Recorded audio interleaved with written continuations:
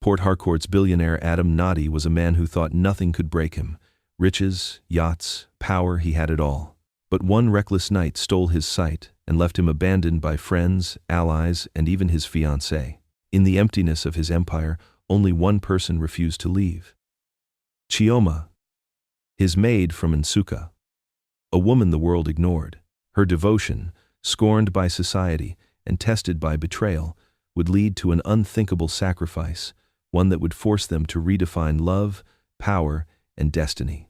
In Port Harcourt's glittering skyline, Adam lived like a boss, but anyone can taste fall. The line moved through the humid evening like a prophecy wrapped in perfume and jet fuel, as the Bonny River mirrored 1,000 tiny lights from anchored yachts and distant rigs.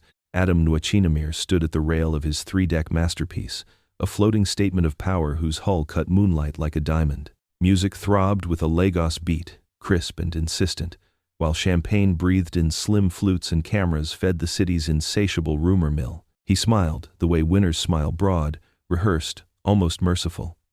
Politicians came first, as they always did, drawn to Adam's orbit like moths willing to burn for a whisper of influence. A senator with a voice polished by committees pressed his palm and called him the architect of modern Port Harcourt, rehearsing gratitude for a tech hub Adam had bankrolled in Transamati. Oil magnates followed, telling sea-salted stories of platforms and pipelines, their laughter carrying the arrogance of men used to conquering geography. Foreign tycoons in linen suits nodded with the relaxed confidence of people whose passports solved problems. They praised Adam's vision, execution, fearlessness, the vocabulary of empires pretending to be compliments. Below deck, the bar was a choreography of quiet excellence. Bartenders moved like magicians, coaxing citrus into velvet arcs, sliding cocktails across marble that reflected every ruby and diamond. Staff in crisp white glided between clusters of power, their steps silent, their minds alert. And among them, Chioma worked as if calm had been stitched into her bloodstream. She didn't seek his gaze. She noticed it. She noticed everything. The way his posture stayed perfect even when he leaned into laughter. The tiny delay before his eyes returned to the present. The practiced warmth that never reached the edges of his face. Loneliness, she thought, could be the gloss on a very expensive table. When Adam excused himself from a knot of admirers, he did not walk, he floated, the way certain men do when rooms bend to them. The DJ shifted to something slower, something that invited memory, and he looked across the river at flares from distant rigs blooming like restless suns. He had invested in them, in the data streams that measured pressure, in the logistics software that moved crude like a ballet. He had thrown money at energy, at fintech, at fashion labels that dressed Lagos in audacity. In his wake, magazines published lists, and lists shaped reality. The city called him inevitable, but his father had not come. In old GRA, in the hush of a house built when manners were an economy of their own, a retired judge with tired eyes turned off the television when Adam's name appeared. "You think wealth makes you invincible," he had said earlier, voice heavy with the steel of verdicts. "But invincibility is a myth people sell to the young." The words followed Adam across water, settling into the seam between triumph and quiet. He would never admit it, but the reprimand had a way of echoing in rooms even louder than applause. Chioma carried a tray toward a pair of European consultants whose laughter scraped the air. She heard Adam's laugh from half the deck away, big, generous, perfectly tuned to convince a lens that all was well. The sound thinned as it traveled, and in that thinning she heard something hollow, the way shells sound like oceans only because they are empty. She watched him for a breath too long, then remembered herself and moved on, the tray steady, her face neutral, her thoughts her own. It was not pity. It was recognition, like seeing a mountain and knowing storms did not announce themselves before they arrived. Near the stern, CFO Chibuzo Okorie stood with a glass he did not drink, his tie in exact mathematics. He spoke softly to Amarachi, once a promise at Adam's side, now an elegant absence. "Recklessness," Okorie said, as if testing a witness, "is expensive when interest comes due." Amarachi's smile was a mask worthy of art, each muscle curated. "He mistakes speed for certainty," she replied, eyes on the man who had chosen expansion over engagement. She remembered small things, the tilt of his head when he considered a merger, the way he watched rain from the balcony of a morning so beautiful it made foolishness look like bravery. Small things become reasons, reasons become departures. The yacht's chef sent out a second wave. peppered prawns that tasted like Laco sunsets, skewers lacquered with a sweetness that flirted with fire, miniature puff-puff dressed in gold leaf because excess demands theater. Money, after all, needs spectacle the way ships need water. Adam accepted praise the way banks accept deposits. He nodded, he toasted, he promised, he laughed. And still the retired judge's warning floated like a raft beside him. He thought of the mansion waiting in old GRA, glass and light and silence, a palace of mirrors that reflected him until he felt multiplied into loneliness. The mansion had been a thesis against gravity, walls that were more window than wall, staircases like ribbon, a pool that pretended to be a blade of sky. At night, it looked like a lantern set down by a giant, each room a fragment of his life displayed to passers-by who could only imagine. He had built it to say, "I am here, and I am not leaving." He had built it to triumph over whatever softness he had inherited from a mother who believed the soul was a garden. He had built it because empires need addresses. And yet, in the quiet, even palaces ask questions.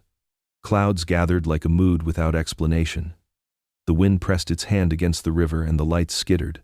Unsure, crew members checked the horizon with the reflex of people who had learned to respect water. Okori and Amarachi moved to a more private corner, their words careful, their glances reckless. Chioma refilled a senator's glass, heard another round of praise bend into flattery, and felt the yeast of a storm rising in the atmosphere and in the room. Adam caught the change the way hawks catch movement, a flicker in the mind before it names itself. By the time he decided to leave, the night had tightened. "I'll drive," he said to a security aide who had never considered himself bold enough to argue. Someone offered a driver, someone else offered a helicopter. Adam, enjoying the ritual of refusal, smiled. "I'm not helpless," he said, and the words tasted like an old rebellion. Cameras loved him more when he performed autonomy.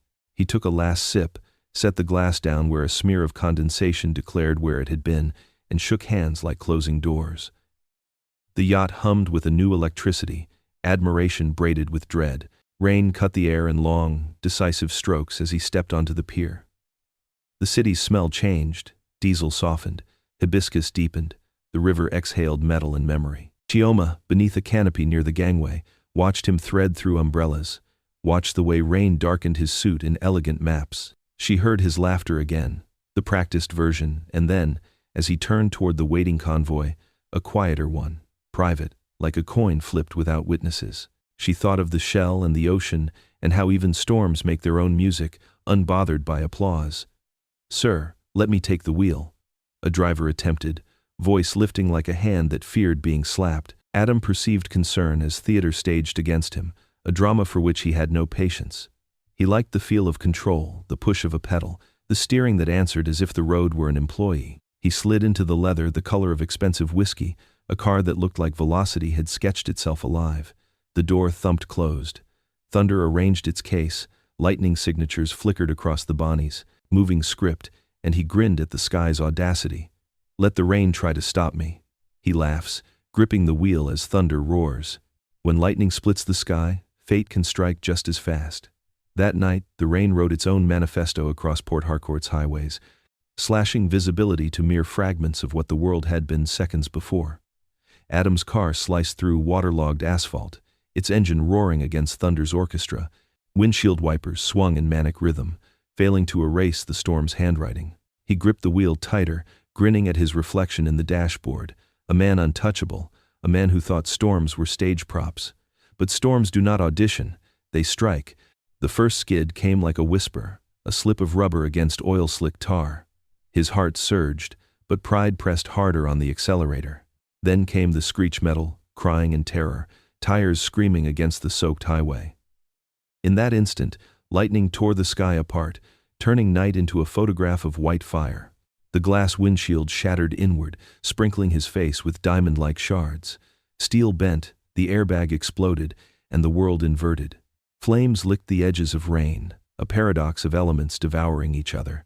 Adam's laughter dissolved into a groan that sounded more like surrender than defiance. And then there was silence, a silence that felt like the whole city holding its breath. When he opened his eyes again, it was to the stark, unmerciful whiteness of a hospital ceiling. Antiseptic hung in the air, sharp and sterile, as if mocking the perfume and champagne of hours earlier. Machines hummed nearby, each beep a reminder that life, reduced, could still be measured. He tried to sit up, but his body felt encased in fire and glass. A nurse pressed him back gently. And then came the doctor, shoulders square. "Mr. Nwachinemere," he said quietly, "your body will heal, but you've lost your sight." The words landed like a sentence written in permanent ink. Adam blinked into nothingness. His world, once glass and light, was now endless night. For days, silence replaced the Empire's music. Then came Amarachi. She entered quietly, her perfume soft, her heels echoing against polished linoleum. She looked at him, the man who once dazzled her with promises of islands, of futures carved in brilliance. Now, he was a silhouette wrapped in bandages, eyes darkened by fate. She placed her engagement ring on the bedside table, its diamond catching the cold fluorescent light. "I can't do this," she whispered. Not cruelly, but with the flatness of finality. He turned his face toward the sound, lips trembling with words that refused to form. By the time he reached out, she was already gone, leaving silence more cutting than glass. Outside, the media sharpened their knives. Headlines screamed across newspapers, blogs, and Instagram feeds, "Blind billionaire, empire in trouble." Commentators debated his legacy, analysts speculated about the empire's stability, and influencers whispered in captions that luxury and downfall were two faces of the same coin. Paparazzi camped outside the hospital gates, waiting for an image, any image that would confirm the rumor that Adam, the invincible boss of glass towers, had cracked. His name, once spoken with reverence, now circulated with pity, skepticism, even ridicule. But pity was not the only visitor. The police inquiry arrived swiftly, their questions precise and unforgiving. Were you under the influence? Why insist on driving yourself? Witness reports described laughter, bravado, a refusal of caution. A breathalyzer result circulated, and though lawyers argued about chain of custody, the narrative was already sealed. In his hospital room, his father arrived at last, but not with the comfort Adam secretly longed for. The retired judge's voice was heavy, carved in granite. "You've shamed us," he said, eyes refusing to soften. "Our name was once a verdict of honor.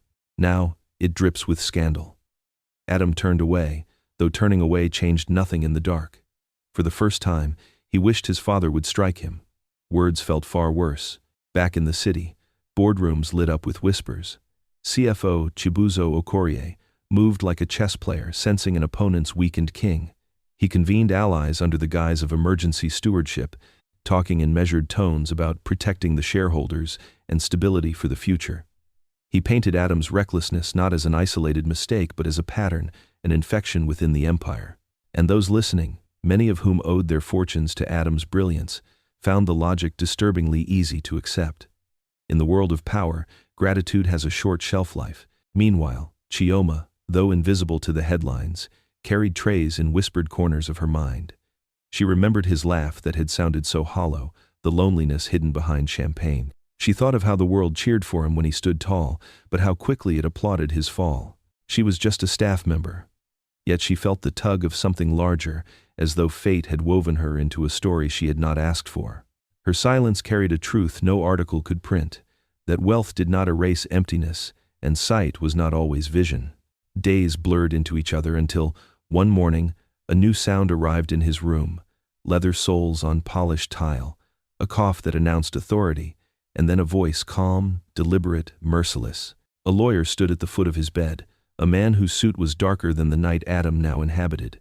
He placed a thick envelope on the bedside table, just beside the ring Amarachi had abandoned.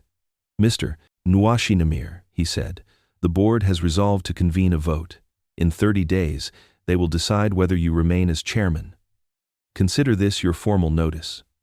The lawyer's eyes lingered only long enough to confirm impact, then he turned and left.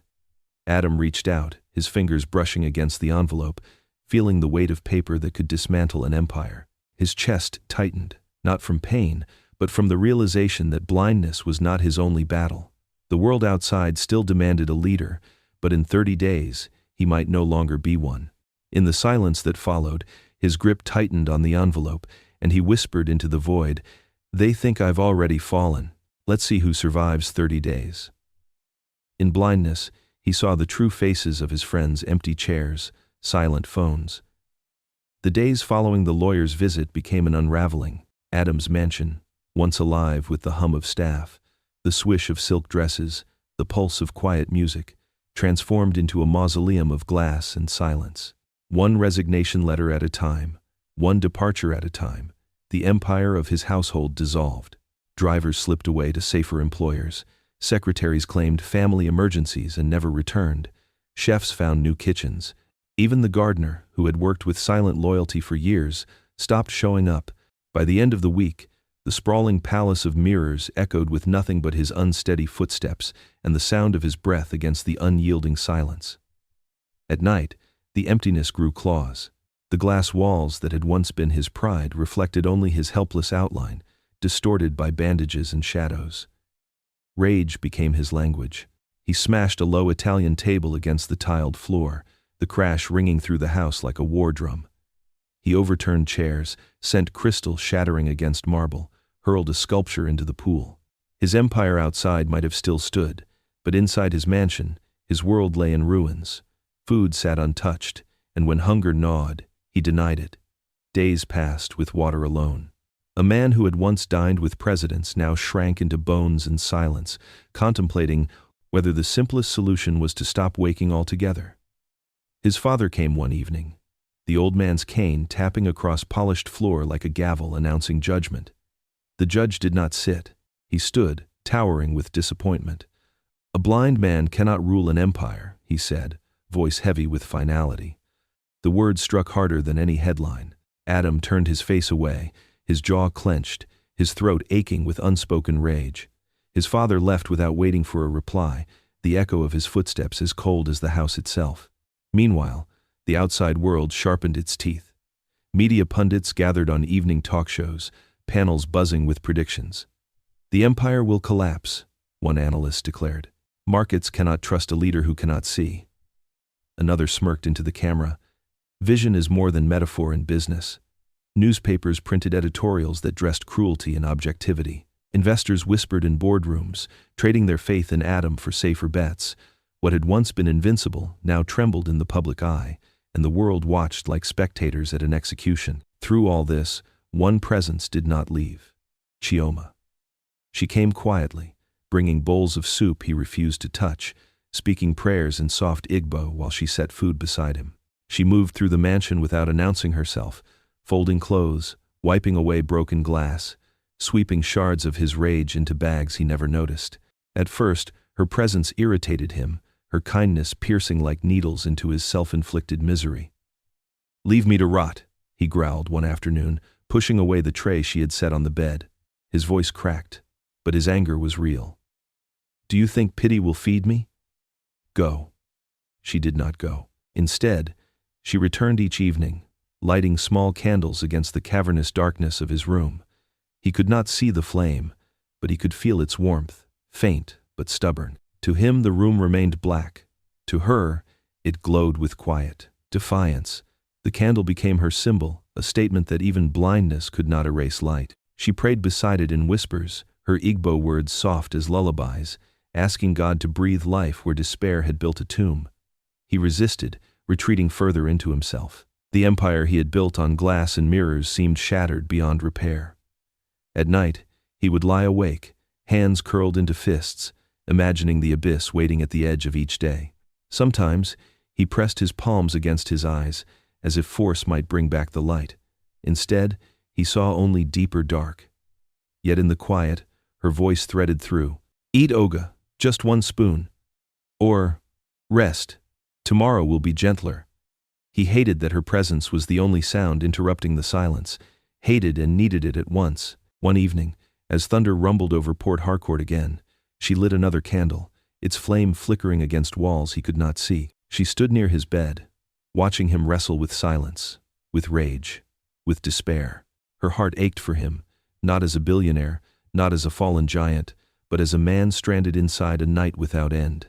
She leaned close, her breath trembling as she whispered words she had held back too long.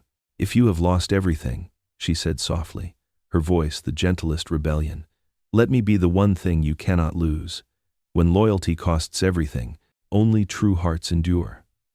The storm outside Adam's mansion had stilled, but inside, a different battle brewed. Chioma, who had once carried trays through glittering parties, now carried the weight of a man's broken world. She made her choice quietly, with no announcements. At Mile 1 Market, where she had scrubbed pots and hauled basins as her side job, she told her boss she would not return. I have someone to care for, she said simply. The woman laughed, waving a hand heavy with oil and sweat. Care for? That billionaire? You're mad. Men like him don't marry maids. Chioma only smiled faintly, her silence stronger than rebuttal.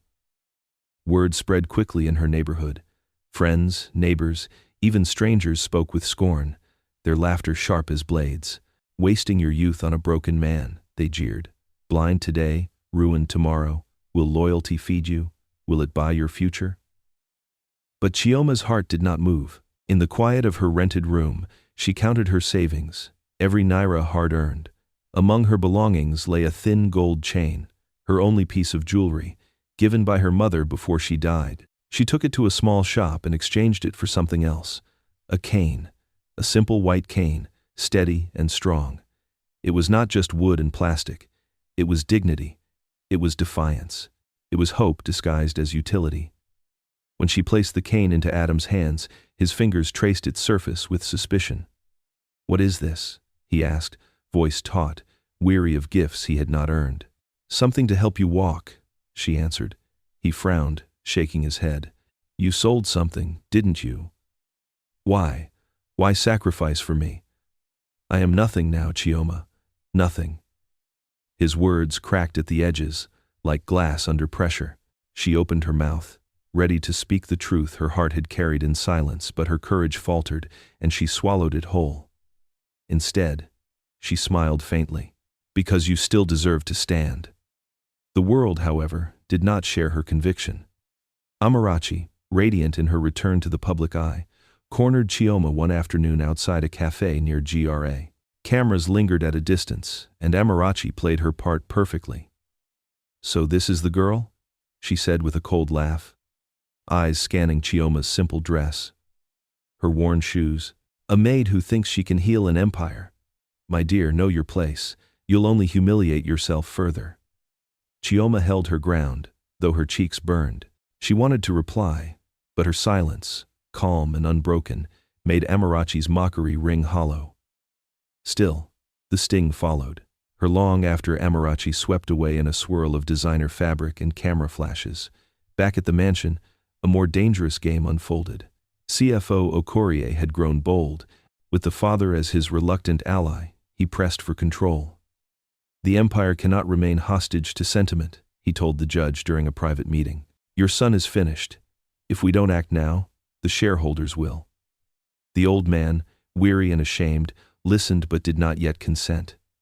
His pride was wounded, his love buried under fear. Okorie knew patience like poison was most effective when it spread quietly.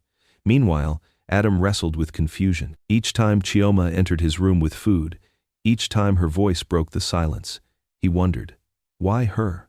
Why this unshaken loyalty when the world had fled? One evening, he asked the question that had simmered too long. Why sacrifice for me, Chioma? I can give you nothing now.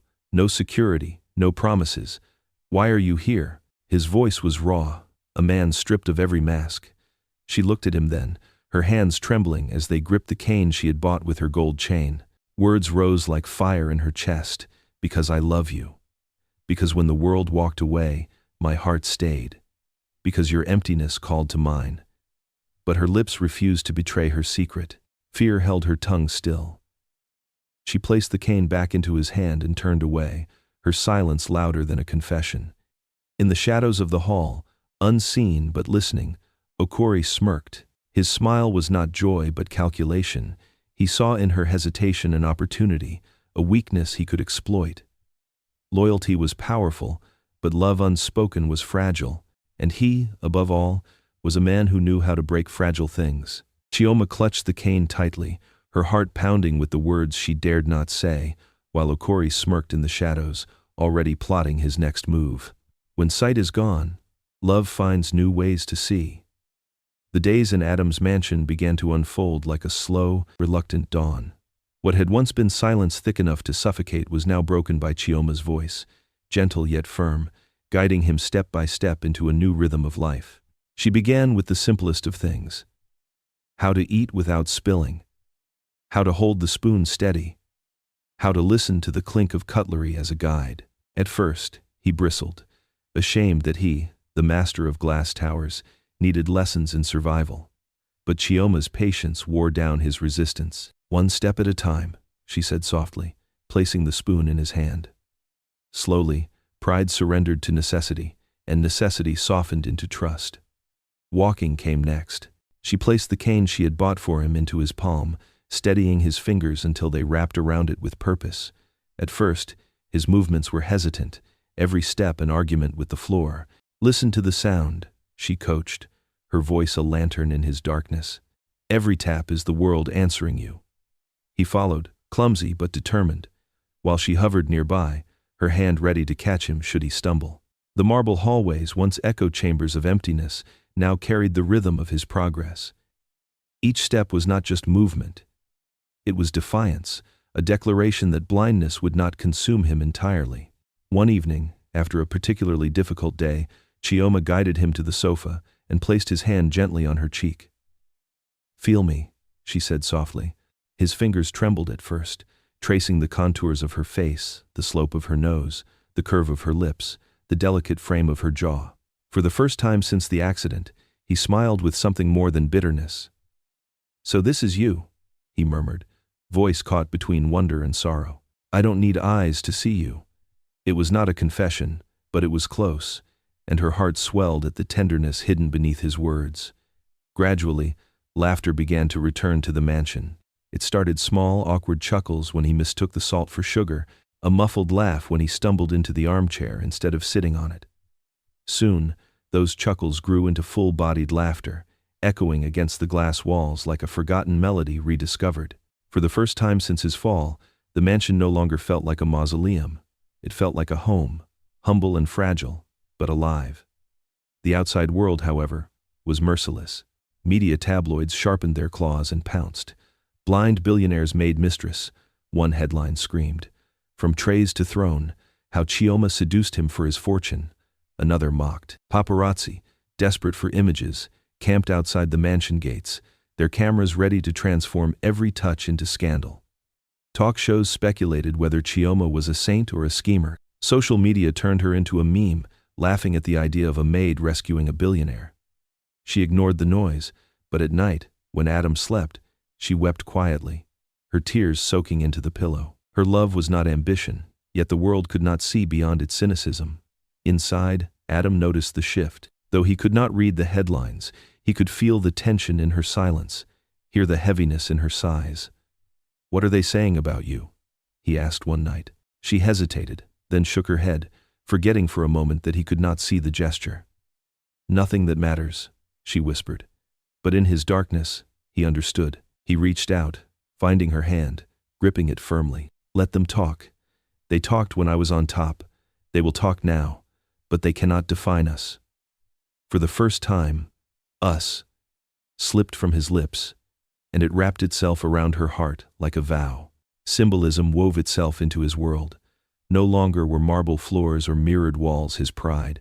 They were meaningless in his darkness. His empire, his palaces, his towers of glass all had vanished in the endless night.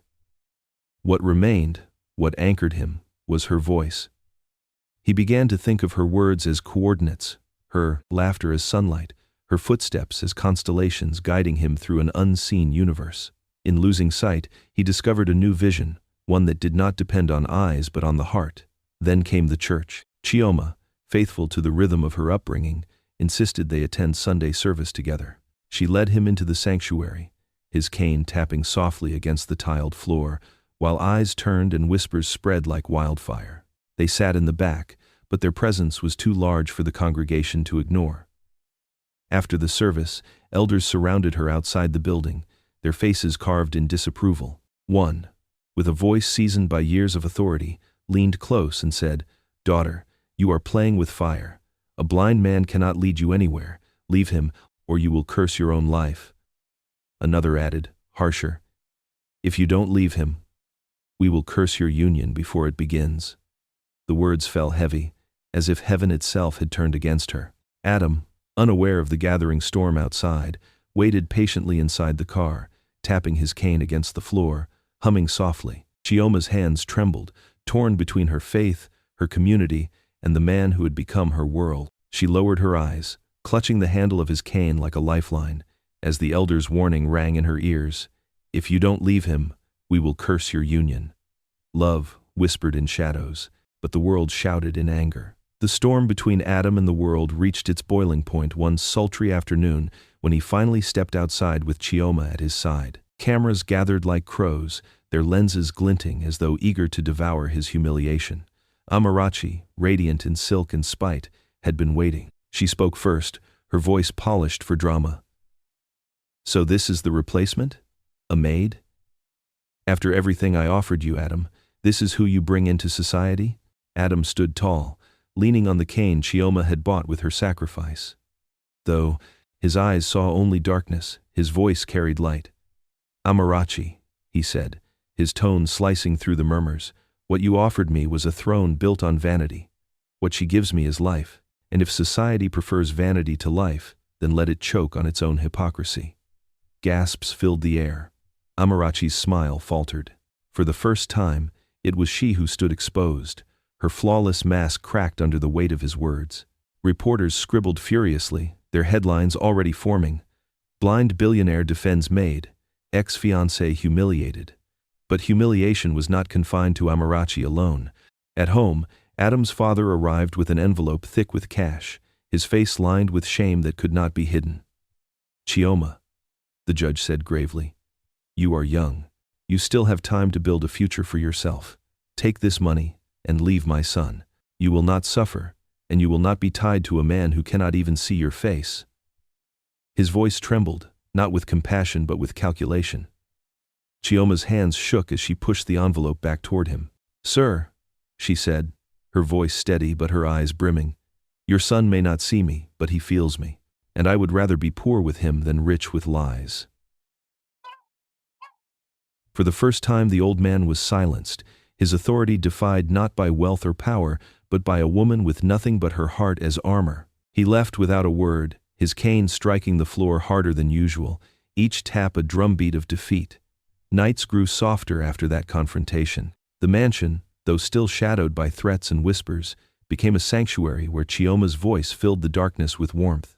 She and Adam began talking deep into the night, conversations that unfolded like hidden rivers. One evening, she confessed her dream. "I always wanted to be a nurse," she said quietly, her hands folded in her lap.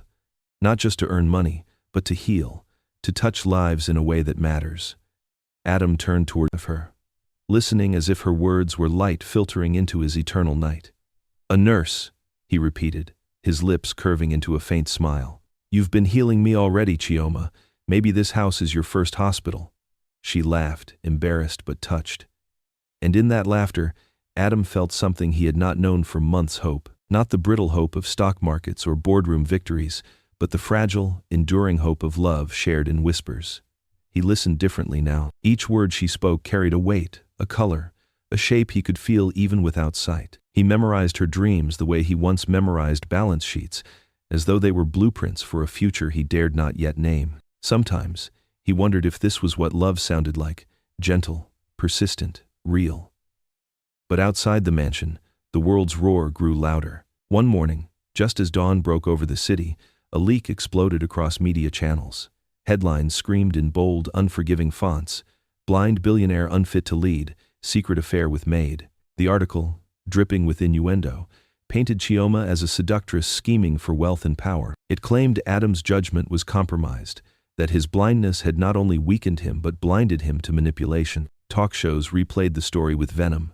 Investors panicked, and the board began to whisper louder about removal.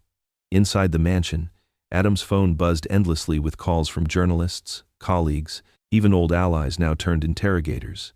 His world, already fragile, was shaking again. He gripped the cane in his hand, his jaw tight, his mind racing. Beside him, Chioma sat in silence, her heart pounding with fear not for herself, but for him.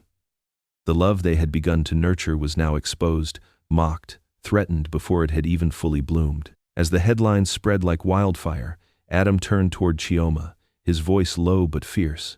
"They think love makes me weak, but if this is weakness, then I will fight with it until my last breath."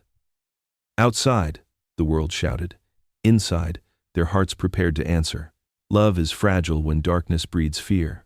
In the stillness of Adam's mansion, where glass walls once glittered with arrogance, shadows of doubt now spread like silent vines.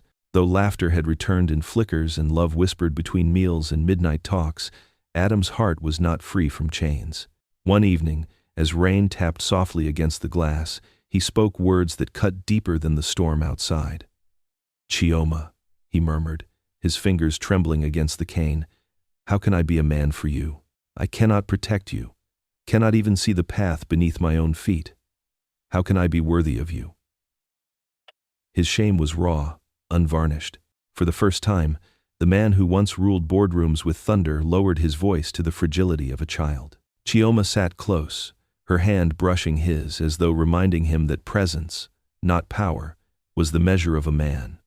Yet still, the question lingered, bruising his pride. It was in that moment of vulnerability that their first kiss was born. Hesitant, trembling, a collision of uncertainty and longing. Adam's hand reached for her face, tracing familiar lines. But this time, not as a blind exercise, this time, as a man daring to claim intimacy. Chioma leaned closer, her breath trembling against his. When their lips met, it was not the fireworks of fairy tales, but the trembling spark of two souls learning each other's scars. It was fragile, imperfect, and yet so profoundly real that it left them both breathless. Still, love, though tender, could not silence the harshness of reality. Chioma began saving in secret, stashing away naira from her meager allowance, tucking bills between folded clothes and beneath her mattress. Her dream was not selfish, it was born of desperate hope. She had heard of an experimental treatment abroad, one that offered a chance, however slim, of restoring Adam's sight. She never told him, fearing that hope might wound him more than blindness. Instead, she carried the dream alone, building her quiet war chest one note at a time, praying it would someday be enough. While she fought her private battle, a larger storm brewed in public. CFO Chibuzo Okorie, relentless and cunning, filed a motion in court demanding the transfer of guardianship over Adam's empire. His argument was simple, cruel, and effective. A blind man could not safeguard billions, nor make decisions for thousands of employees. The motion was dressed in legal jargon, but its core was betrayal sharpened into a weapon. For Okorie, it was the culmination of months of maneuvering, each whisper in boardrooms, each headline planted in tabloids, each doubt seeded in investors' minds. The court filing spread like fire. Newspapers splashed it across their front pages. Okorie seeks control of Nwachinemere Holdings. Commentators debated with venom, some claiming it was justice, others whispering it was theft disguised as law. For Adam, the news was a blade twisting deeper into wounds he had barely begun to heal. He clenched his fists in fury, his voice hoarse with despair. "They want me erased, Chioma. They want me to disappear as if I never mattered." His words shook the air, but Chioma steadied him with silence, her presence anchoring him when words could not. Then, amid the noise of betrayal and lawsuits, came a whisper of fragile hope. Chioma received a call late one evening from a doctor she had quietly contacted, her heart thudding as she listened. The man's voice was steady, professional, but beneath it pulsed the urgency of possibility. "We have located a possible corneal donor," he said. "But understand the procedure carries great risk. It could restore his sight, or it could leave him with nothing. The choice will not be simple." Her hand trembled so violently she nearly dropped the phone. For weeks she had prayed, saved, dreamed, and now the door of hope creaked open. But it was no golden promise. It was a gamble, a coin toss between light and permanent night. She glanced toward Adam, who sat by the window humming softly to himself, his cane across his lap, his face turned toward a sky he could not see. How could she carry this choice? Could love dare to risk losing even the fragile peace they had built? The doctor's words echoed in her ears, chilling her soul. "We found a possible corneal donor, but it requires great risk." Chioma's heart clenched with the weight of decision, knowing this secret could either save or destroy them both. When love is true, sacrifice becomes inevitable. Chioma sat alone in the hospital waiting room, the fluorescent lights humming above her like a cruel reminder that choices could be made in silence, away from the applause and judgment of the world. She had thought the doctor's words were heavy when he first told her of the donor, but now, the truth had gained its full weight. She was not just the messenger of possibility, she was the possibility. Her cornea could be harvested in part, enough to give Adam a chance at light, but the risk was unflinching. She might lose her own vision. When the doctor explained, his voice was steady, but Chioma's chest had clenched like a fist. The world around her blurred, as if mocking the very gift she was about to consider giving away. Later that night, back in her small room at the mansion, she sat with pen and paper, tears falling in silence as she wrote. Each letter was a fragment of her heart addressed to Adam, one to explain her love, one to tell him about the treatment, one to say goodbye if goodbye became necessary. She folded them neatly, slipped them into envelopes, and tucked them away where he might find them if fate demanded. But fate never allowed sacrifice to go unchallenged. Nwachinemere arrived at the mansion unannounced, her heels clicking like daggers against marble, her smile sharpened into something crueler than elegance. She found Chioma in the corridor and wasted no time with pleasantries. "Still here?" Nwachinemere's tone dripped venom. "Do you think this little fairy tale will end with him choosing you? You're a maid. You're a shadow. And if you don't disappear, I will ruin you. Every headline, every whisper, every stone this society can throw, I will hurl them until you drown." Chioma stood her ground, though her hands trembled at her sides. Nwachinemere's perfume, once intoxicating, now suffocated her. She wanted to respond with fire, to throw Nwachinemere's arrogance back into her face. But instead, Chioma's silence spoke louder. She thought of Adam's first words of shame, his voice breaking when he asked how he could be a man for her. She remembered the days he starved himself, smashing furniture, daring death to take him. She remembered the fragile laughter that had begun to bloom again in his darkness, laughter that only she had coaxed out of him, and in that moment, her resolve hardened. She would not walk away. She would give him everything, even if it meant losing herself. That night, as Adam slept, Chioma pressed her forehead against the cool glass of the mansion's window. The city sprawled outside, alive with headlights and whispers of wealth. But her eyes were wet with tears. She whispered prayers into the silence, asking God for courage, for strength, for clarity. And then she reached for the cane resting by the door, tracing its polished surface with her fingers. If he must see again, let it be through me, she thought. The decision was no longer a question, it was destiny. The hospital was colder than she remembered, its corridors filled with the scent of disinfectant and resignation. When the nurse handed her the forms, her fingers shook but did not falter. She read the words again and again. Consent for partial corneal transplant, high risk of complications. The doctor reminded her once more, his eyes searching hers for hesitation. You must understand, you could lose your own vision. This is not reversible. Are you sure? Her answer came not from her lips, but from her heart. She signed. The pen glided across the page, her name etched into the contract of sacrifice. Her tears fell freely, splattering the paper, but she did not wipe them away. She thought of Adam's hands tracing her face, his voice whispering that he did not need eyes to see her. She thought of how the world had mocked them, called her a seductress, a schemer. Let them mock. Love was not a headline. Love was a vow sealed in silence. Before she was taken to prepare, she slipped one of the letters beneath Adam's pillow. It was the most important one, the letter where she told him the truth of her heart. She wrote that she loved him, that she was not afraid, that if her world turned to darkness, she would still find him in it. She ended with the words she had never dared speak aloud. If you see again, let the first thing you see be love. As Chioma placed the letter and walked away, the hospital staff guided her toward the operating theater. She looked back only once, whispering to herself, "Let this be my gift." Then she disappeared down the corridor, leaving her last letter behind, sealed with tears and hope. Some gifts come wrapped in pain. The morning of the surgery arrived with a stillness that felt almost sacred. The mansion, usually filled with echoes of silence or the low hum of whispered fears, now vibrated with anticipation. Adam sat dressed in a plain hospital gown, his cane resting against the bed frame. His face bore a quiet smile, not the smile of a billionaire used to applause, but the tender, nervous smile of a man holding on to fragile hope. Beside him, Chioma clasped his hand, her heart thundering under the weight of the secret she carried. He thought she was simply there to comfort him, to wait faithfully outside while he faced the ordeal. He did not know she was the sacrifice, written between the lines of his new beginning. She squeezed his fingers gently, her eyes glistening with unshed tears. "You'll be fine," she whispered, forcing strength into her voice. Adam tilted his head toward her, listening to her voice as though it were scripture. "With you here, Chioma, I already am fine." His words pierced her heart, because she knew that by the time he opened his eyes again, the world he saw would not be the same, and neither would she. The operating theater buzzed with sterile energy. Lights glared above, tools clinked against trays, and masked surgeons prepared like soldiers before a battle. As Adam was wheeled in, his grip on Chioma's hand tightened until the last possible second. She let go only when the nurse gently separated them, her palm still tingling from his touch. He entered surgery, smiling faintly, thinking she would be praying in the waiting room. But in truth, she was already being prepared in another wing, lying beneath her own set of harsh lights, her body trembling not from fear of pain, but from the knowledge that love demanded this price.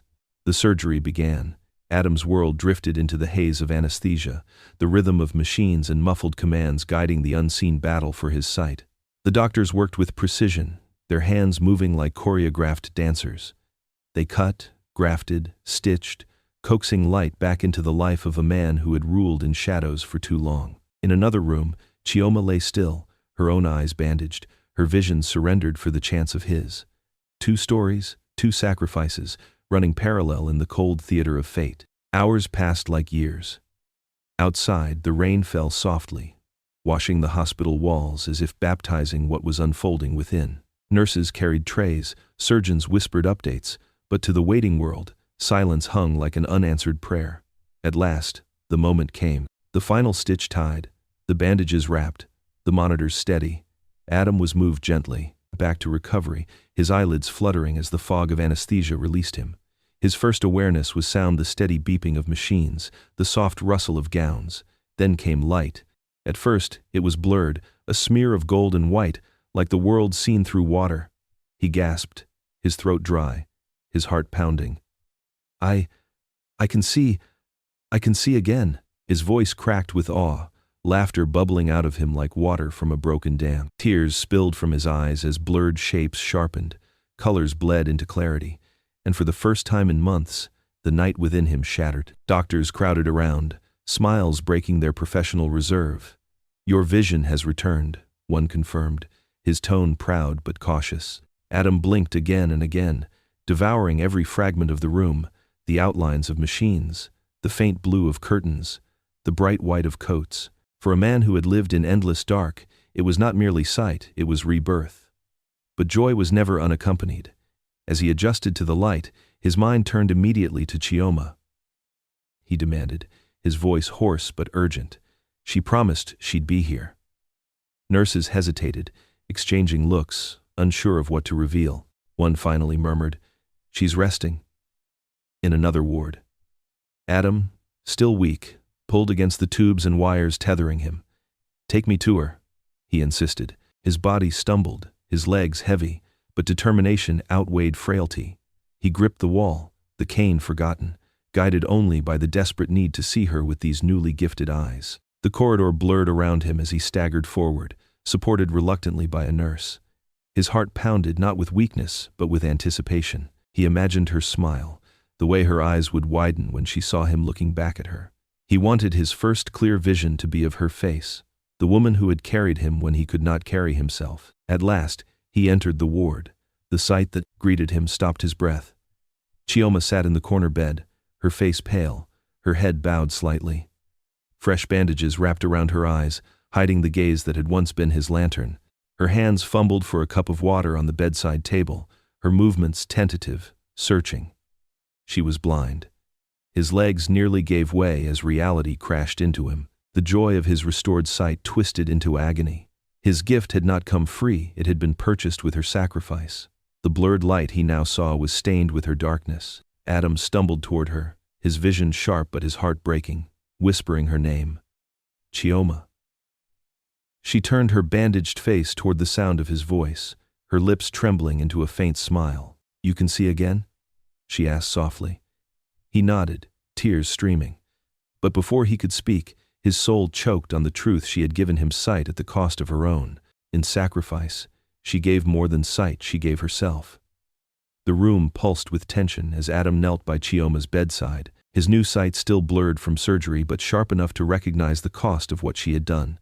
His chest rose and fell violently, his breath uneven as if words themselves were too heavy to release. "Why would you do this?" he whispered, his voice cracking under the weight of anguish. His hands trembled as they reached for hers, gripping them with a desperation that spoke of both gratitude and fury. Chioma sat still, her head tilted slightly toward him, bandages covering her dimmed eyes. Her lips parted slowly, and when she spoke, her voice carried the strength of someone who had already made peace with pain. "Adam, I was already blind without your love. What is sight if I cannot see you alive, whole, and laughing again?" Her words, simple yet searing, cut into him like fire. He bowed his head against her hands, tears spilling freely. The mansion, the empire, the fortune, all of it shrank before the immensity of her sacrifice. For the first time in years, Adam's father entered not as a judge but as a man stripped of certainty. The retired jurist had fought against her presence, had offered bribes for her departure, had treated her love as nuisance. Now, standing in the hospital room, he saw the truth his own arrogance had blinded him to. His cane tapped against the floor, his shoulders shook, and then the impossible happened. The man who once embodied unyielding pride broke down. "Child," his voice cracked as tears rolled down his cheeks. "You have given my son more than I ever could. Forgive me, I misjudged you. You are not just his caretaker, you are his salvation." He bent forward, resting his hand gently on her arm. For the first time, Chioma felt his acceptance, not in words alone but in the trembling sincerity of his touch. The ripple of her sacrifice extended beyond the room. When Adam entered the courtroom days later, walking without hesitation, guided by sight restored, the atmosphere shifted instantly. The board members, investors, and journalists who had gathered expecting to see a fallen titan now watched with disbelief as he stood tall, eyes sharp, presence commanding. His cane remained at his side, not as a crutch but as a symbol of the journey he had endured. Okorie, seated confidently at the petitioner's table, smirked as though certain of victory, but as Adam spoke, the smirk evaporated. "They said I was unfit," Adam declared, his voice steady, echoing through the chamber. "They said blindness disqualified me, yet here I stand, not just restored in sight but renewed in vision, and that vision is not mine alone, it is fueled by sacrifice, by loyalty, by love." He turned toward the board, his eyes burning. "This empire will not be torn apart by betrayal. It will stand, and those who sought to weaken it will answer for their treachery." The judge, presiding a different man than Adam's father, studied the evidence, the medical documents, the board resolutions. When the gavel finally struck, the words echoed like thunder. "The motion for guardianship transfer is hereby denied. Control remains with Adam Nwachinemere." The courtroom erupted, some in applause, others in murmurs of shock. Cameras flashed, pens scribbled, and headlines were already being written. But the moment that mattered most was the look on Okorie's face, humiliation carved deep into the lines of a man who thought betrayal would secure him a throne. Adam walked out of the courtroom, victory in hand, but his triumph was incomplete.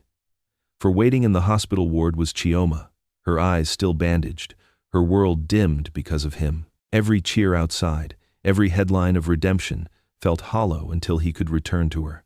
He rushed through the sterile corridors, his footsteps echoing, his heart thundering with urgency. When he entered her room, he paused at the threshold, watching her sitting quietly, hands folded on her lap, unaware of the light she had restored to him. He dropped to his knees beside her bed, taking her hands in his with reverence. His voice, usually a thunder that commanded boardrooms, now broke into a trembling whisper. "Chioma," he said, tears clouding the vision she had given him. "You gave me back the world. Now let me be your eyes forever. Let me carry you, guide you, honor you not out of pity, but out of love that will never break." His forehead pressed against her hand as though sealing a vow. She turned her bandaged face toward him, her lips trembling, torn between hope and fear, as he whispered again, "Let me be your eyes forever. Love reversed their roles, her darkness as light. The mansion that once imprisoned Adam in silence now blossomed into a sanctuary of tenderness, its mirrored walls reflecting a new story. Where once Chioma had been his guide, steadying his trembling hands and coaxing him back into dignity, now it was Adam who took her arm, who became her eyes. The roles had reversed, but the love that bound them remained unshaken, only deepened by sacrifice. He led her through the gardens behind the mansion, where hibiscus flowers swayed in the evening breeze. "The sky is fire tonight," he whispered, his hand gently resting on hers. Red bleeding into orange, with streaks of purple that looked like velvet torn across heaven. Chioma tilted her head upward, smiling softly. She could not see the sunset, but in his words, she imagined it. Each description became a painting she could hold in her heart. Where her eyes failed, his voice created colors, skies, and horizons. Love had given her new sight, painted not with light but with devotion. Evenings in the mansion transformed into lessons of joy. Adam filled the air with words, reading books aloud in his deep, rich voice novels, poetry, even the business magazines that once defined him. He animated every line until Chioma laughed, her laughter floating through the hallways like a melody that brought warmth to cold marble. The mansion, once mocked as a palace of mirrors, was no longer empty. It resounded with their shared life, a duet of sound and love. To the outside world, Adam was still a titan, restored to power, steering his empire with precision. But within his heart, the empire was no longer built on glass towers, it was built on her. To honor that truth, he called his board together one crisp morning and announced a new foundation, the Chioma Trust for the Blind and Vulnerable. He told them her story, their story, unflinchingly. The board members shifted uncomfortably, but the press picked it up, and the world fell silent for a moment to listen. Her name became not just a whisper in private, but a banner of hope for others who suffered in darkness. One evening, Adam surprised her with a piano, brought into the mansion with the reverence of a sacred object. When her hands first touched the polished keys, she gasped, her fingers trembling across the cool surface. "Music," he said softly, "will be your new vision. Each note a color, each chord a canvas." At first, her playing was clumsy, but soon her fingers began to weave gentle melodies, and as she played, Adam would close his eyes, listening, seeing not with his restored sight but with his heart. The piano became their shared language, their communion. In every note she struck, he heard the love she could not always put into words. Nights became brighter with her music, days richer with his words. They no longer measured their wealth in numbers or assets, but in the simple rhythm of laughter, stories, and song. And though the outside world still sometimes mocked, their bond grew into something untouchable. As the day of their wedding approached, excitement filled the mansion. Staff returned, loyal ones who had once fled, now drawn back by the transformation they witnessed. Flowers arrived in bursts of color. Designers worked tirelessly on garments fit for a union born of love, not status. Adam walked through the preparations with unshaken resolve, ensuring every detail was perfect. Yet every time he looked at her, whether she sat at the piano or listened intently to his descriptions of the world, he remembered the hospital, the bandages, the sacrifice she bore so quietly. His love for her deepened with every passing breath. On the eve of the wedding, they sat together in the garden, the air perfumed with night jasmine. Lanterns swayed in the breeze, their glow bathing the garden in golden warmth. Adam took her hands, his eyes glistening with tears he did not bother to hide. "Chioma," he whispered, his voice shaking, "you gave me sight. Tomorrow, before God and the world, I will give you my life. No wealth, no power, no empire could ever mean more to me than this vow." She tightened her grip on his hands, her lips trembling as though to reply, but the words died on her tongue. Tomorrow would speak louder than tonight. And as the lanterns flickered, his promise lingered in the night air. "You gave me sight. Tomorrow I give you my life."